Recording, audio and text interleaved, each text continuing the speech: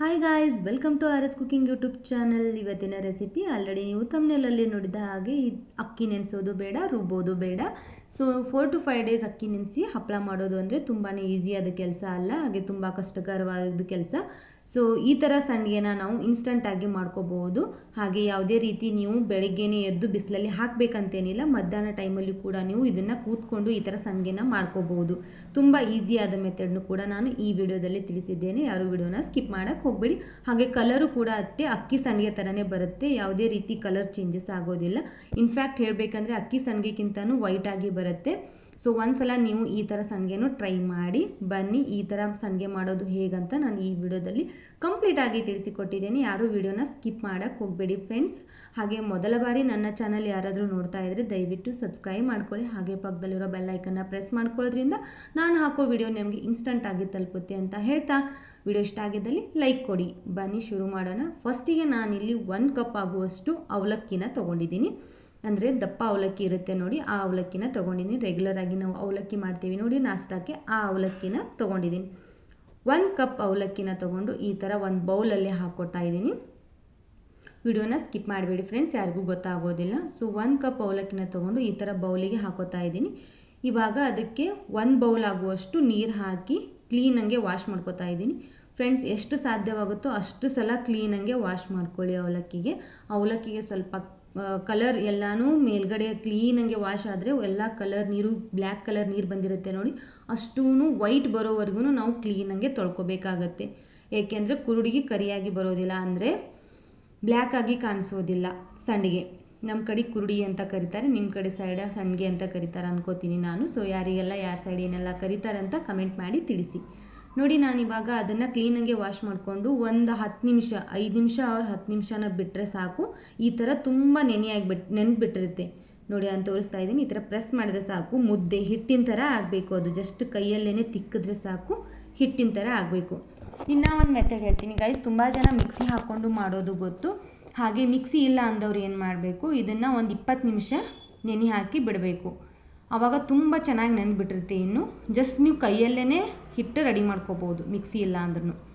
ನಾನಿವಾಗ ಮಿಕ್ಸರಲ್ಲಿ ಹಾಕ್ಕೊಂಡು ತೋರಿಸ್ತಾ ಇದ್ದೀನಿ ಗೈಸ್. ಈ ಥರ ಮಿಕ್ಸರ್ನ ಯೂಸ್ ಮಾಡೋದು ಅಂದರೆ ಪ್ರೀತಿ ಮಿಕ್ಸರ್. ಇದು ತುಂಬಾ ವ್ಯಾಟ್ ಕೊಡುವಂಥ ಮಿಕ್ಸರು. ಬೇಗನೆ ಇದು ಆಗಿಬಿಡುತ್ತೆ, ಇದರಲ್ಲಿ ಗ್ರೈಂಡರ್ ಸಣ್ಣದಾಗಿ ಆಗಿಬಿಡುತ್ತೆ ನೋಡಿ. ನಾನು ಇವಾಗ ಇಲ್ಲಿ ಒಂದು ಜಾರಲ್ಲಿ ಸ್ವಲ್ಪ ಅರ್ಧ ಹಾಕ್ಕೋಬೇಕು ಗೈಸ್, ಫುಲ್ ಹಾಕ್ಕೊಂಡು ಮಿಕ್ಸರಿಗೆ ಹಾಕ್ಕೊಳಕ್ಕೆ ಹೋಗಬೇಡಿ. ಒಂಚೂರು ನೀರು ಹಾಕದೇ ಗ್ರೈಂಡ್ ಮಾಡ್ಕೋಬೇಕಾಗತ್ತೆ. ನೀರು ಹಾಕಿ ಗ್ರೈಂಡ್ ಮಾಡ್ಕೊಳಕ್ಕೆ ಹೋಗಬೇಡಿ, ಯಾವುದೇ ರೀತಿ ನೀರು ಹಾಕಬಾರ್ದು ನೋಡಿ. ಇಲ್ಲ, ಎಷ್ಟು ಸಣ್ಣ ಆಗುತ್ತೋ ಅಷ್ಟು ಸಣ್ಣದಾಗಿ ನಾವು ಮಿಕ್ಸರಲ್ಲಿ ಈ ಥರ ರುಬ್ಕೋಬೇಕು. ನಾನು ತೋರಿಸ್ತಾ ಇದ್ದೀನಿ ನೋಡಿ. ಒಂಚೂರು ನೀರು ಹಾಕಬೇಡಿ ಫ್ರೆಂಡ್ಸ್, ಇದು ಮೇನು ಹೇಳ್ತಾ ಇರೋದು ನಾನು. ನೀರು ಹಾಕಿದ್ರೆ ಅದು ಕುರುಡಿ ಮಾಡೋಕ್ಕೆ ಬರೋದಿಲ್ಲ. ಹಾಗೆ ಇನ್ನೊಂದು ಏನು ಹೇಳ್ತಾ ಇದ್ದೀನಿ, ನೀವು ಇದರಲ್ಲೇ ಡೈರೆಕ್ಟಾಗಿ ಉಪ್ಪು ಹಾಕ್ಕೊಂಡು ಕೂಡ ರುಬ್ಕೋಬೋದು, ಇಲ್ಲ ಮುಂದ್ಗಡೆ ನಾನು ಮಾಡಿದ್ದೀನಿ ನೋಡಿ ಅದೇ ಥರನೂ ಕೂಡ ಮಾಡ್ಬೋದು.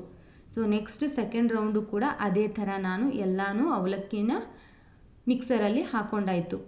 ಇವಾಗ ನೆಕ್ಸ್ಟ್ ನಾನು ಹೇಳೋದೇ ಅಂದರೆ, ಕೈಯಲ್ಲಿ ಯಾರು ಮಾಡ್ತಿದ್ದೀರಾ ಅವ್ರಿಗೆ ಹೇಳ್ತಾ ಇದ್ದೀನಿ ಗೈಸ್. ಕೈಯಲ್ಲಿ ಮಾಡೋರು ಏನು ಮಾಡಿ, ಇದನ್ನು ಎಷ್ಟು ಸಣ್ಣದಾಗಿ ಹಿಟ್ಟು ನಾದ್ತೀವಿ ನೋಡಿ, ಆ ರೇಂಜಿಗೆ ನಾವು ಅಷ್ಟು ಸಣ್ಣದಾಗಿ ನಾದ್ಕೋಬೇಕಾಗುತ್ತೆ. ಹಾಗೆ ಸ್ವಲ್ಪ ನೀರು ಹಚ್ಕೊಂಡು ಕೈಯಲ್ಲಿ ಯಾರು ನಾದ್ಕೋತಿದ್ದೀರಾ ಅಂದರೆ ಮಿಕ್ಸರ್ಗೆ ಹಾಕ್ತಿಲ್ಲ ಅವರು ಕೈಯಲ್ಲಿ ಮಾಡೋರು, ಆ ಥರ ಮಿಕ್ಸರ್ ರೇಂಜಿಗೆ ಆಗುತ್ತೆ. ಅದನ್ನು ಕೂಡ ಕೈಯಲ್ಲಿ ನಾವು ತಿಕ್ಕಿ ಮಾಡಿದ್ರೆ ಸೊ ಅದನ್ನು ಇದೇ ಥರ ಹಿಟ್ಟು ಬರುತ್ತೆ. ನಾನಿಲ್ಲಿ ಮಿಕ್ಸರ್ಗೆ ಹಾಕಿರೋದ್ರಿಂದ ಇವಾಗ ಮೇಲ್ಗಡೆ ಉಪ್ಪು ಹಾಕ್ಕೊಂಡು ಮಿಕ್ಸ್ ಮಾಡ್ಕೊತಾ ಇದ್ದೀನಿ. ಅಂದರೆ ಚಪಾತಿ ಹಿಟ್ಟು ನಾದ್ಕೋತೀವಿ ನೋಡಿ, ಆ ಥರ ನಾದ್ಕೋತಾ ಇದ್ದೀನಿ. ಮಿಕ್ಸರಲ್ಲಿ ನೀವು ಡೈರೆಕ್ಟ್ ಅವಲಕ್ಕಿ ಹಾಕೋ ಟೈಮಲ್ಲಿ ಉಪ್ಪು ಹಾಕ್ಕೊಂಡ್ರು ಕೂಡ ನೀವು ಲಾಸ್ಟಲ್ಲಿ ಏನು ಮಾಡಬೇಕು, ಈ ಥರ ಸ್ವಲ್ಪ ಕೈಗೆ ನೀರು ಹಚ್ಕೊಂಡು ಹೀಗೆ ಚಪಾತಿ ಹಿಟ್ಟನ್ನು ನಾದ್ತೀವಿ ನೋಡಿ ಅದೇ ಥರ ನಾದ್ಕೋಬೇಕಾಗತ್ತೆ ನೋಡಿ. ನಾನು ತೋರಿಸ್ತಾ ಇದ್ದೀನಿ, ಆ ಥರ ನಾದ್ಕೊಂಡ್ರೆ ಸಾಕು. ಎಲ್ಲ ಕಡೆ ಉಪ್ಪು ಮಿಕ್ಸ್ ಆಗಿಬಿಡುತ್ತೆ. ಇದರಲ್ಲಿ ನೀವು ಬೇಕಿದ್ರೆ ಹಸಿಮೆಣಸಿನ್ಕಾಯಿ, ಕೆಂಪು ಖಾರ, ನಿಮ್ಗೆ ಏನೇನು ಬೇಕೋ ಎಲ್ಲನೂ ನೀವು ಯೂಸ್ ಮಾಡ್ಕೋಬೋದು. ಜೀರಿಗೆ ಅಥವಾ ಅಜ್ವೈನು, ಎಳ್ಳು ಎಲ್ಲನೂ ಹಾಕೋಬೋದು. ಸೊ ನಿಮ್ಗೆ ಏನು ಇಷ್ಟ ಆಗುತ್ತೆ ಅದನ್ನು ಹಾಕ್ಕೊಳ್ಳಿ. ನಾನೇನೂ ಹಾಕೋತಾ ಇಲ್ಲ, ಡೈರೆಕ್ಟ್ ಬರೀ ಉಪ್ಪು ಹಾಕಿ ಪ್ಲೇನಾಗೆ ಮಾಡ್ತಾ ಇರೋದು. ಹಾಗೆ ನಾನಿಲ್ಲಿ ಮಾಡ್ತಾ ಇರೋದು ಕುರುಡಿ ಮಣಿ ಅಂತ ಕರೀತಾರೆ ಇದಕ್ಕೆ. ಸೊ ನಾನು ಇದನ್ನು ಆನ್ಲೈನಲ್ಲಿ ಬೈ ಮಾಡಿದ್ದು. ಸೊ ತುಂಬ ಚೆನ್ನಾಗಿದೆ, ಆನ್ಲೈನಲ್ಲಿ ಬೈ ಮಾಡಿದ್ದೀನಿ ನಾನು. ಏಕೆಂದರೆ ತುಂಬ ಥರ ವೆರೈಟಿ ಆಫ್ ಮಣಿಗಳಿದೆ ಇದರಲ್ಲಿ. ಸೊ ಯಾವುದೇ ಥರ ನಾವು ಚಕ್ಲಿ ಮಾಡಲಿ ಅಥವಾ ಬೇರೆ ಥರ ಏನೇ ಮಾಡೋದಾದ್ರೂ ಕೂಡ ಇದನ್ನು ನಾವು ಯೂಸ್ ಮಾಡ್ಕೊಳ್ಳೋದು ಬೆಸ್ಟು. ಸೊ ಯಾರಿಗೆಲ್ಲ ಇದು ಇಷ್ಟ ಆಯಿತು ಅಂತ ಹೇಳಿ, ನಾನು ಆಲ್ರೆಡಿ ನನ್ನ ಚಾನಲಲ್ಲಿ ನಾನು ಇವಾಗ ಈ ವಿಡಿಯೋದಲ್ಲೇ ಲಿಂಕನ್ನು ಹಾಕಿರ್ತೀನಿ. ನೀವು ಅಲ್ಲಿ ಲಿಂಕನ್ನು ಪ್ರೆಸ್ ಮಾಡಿಕೊಂಡು ಬೈ ಕೂಡ ಮಾಡ್ಕೋಬೋದು. ಬನ್ನಿ ನೋಡಿ, ಇವಾಗ ನಾನು ಒಂದು ಚಪಾತಿ ಮಾಡ್ತೀವಲ್ಲ ಅದ್ರಾಗ ಎಷ್ಟು ಹಿಡಿಸುತ್ತೋ ಅಷ್ಟೂ ಕೈಗೆ ನೀರು ಹಚ್ಕೊಂಡ್ರೆ ಗೈಸ್ ಏನೂ ಹತ್ತೋದಿಲ್ಲ ಇದು ಹಿಟ್ಟು. ಕೈಗೆ ನೀರು ಹಚ್ಕೊಳ್ಳಿಲ್ಲ ಅಂದರೆ ಖಂಡಿತ ಕೈಯೆಲ್ಲ ಇದು ಹತ್ಕೊಂಡ್ಬಿಡುತ್ತೆ ಅದು. ಅದಕ್ಕೋಸ್ಕರ ನೋಡಿ ಎಷ್ಟು ಹಿಡಿಸುತ್ತೋ ಅಷ್ಟೂ ಪ್ರೆಸ್ ಮಾಡಿ ಹಾಕಿಬಿಡಿ.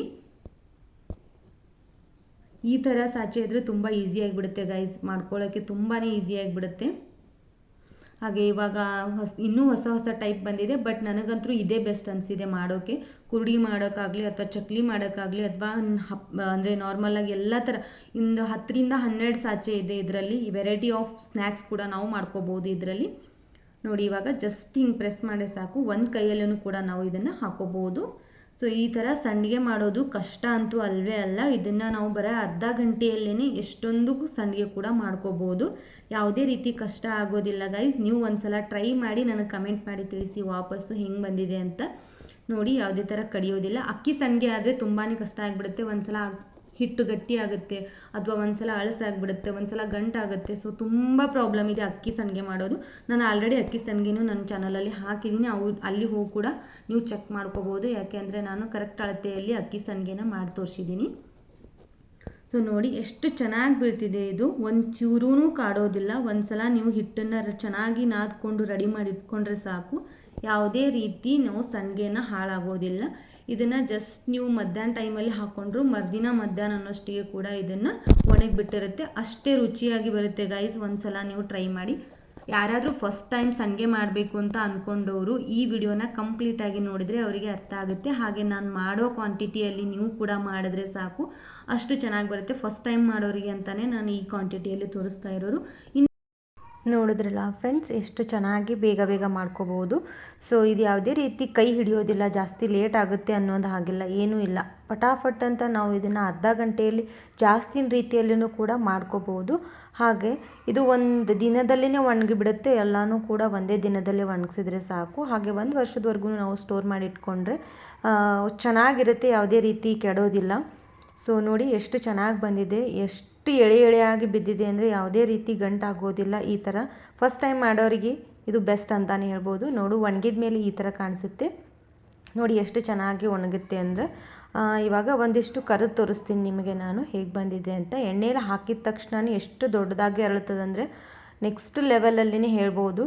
ಸೊ ತಿನ್ನೋದಕ್ಕೂ ಕೂಡ ಅಷ್ಟೇ ಟೇಸ್ಟಿಯಾಗಿರುತ್ತೆ, ಕ್ರಿಸ್ಪಿಯಾಗಿರುತ್ತೆ. ನಾನು ಇವಾಗ ತೋರಿಸ್ತೀನಿ ನಿಮಗೆ ನೆಕ್ಸ್ಟು. ಸೊ ಯಾವುದೇ ಥರ ಸಂಡಿಗೆ ಇದು ಕೆಡೋದಿಲ್ಲ. ಎಷ್ಟು 1 ವರ್ಷ ಅಥವಾ 2 ವರ್ಷದವರೆಗೂ ಇಟ್ಟರು ಇದು ಕೆಡೋದಿಲ್ಲ.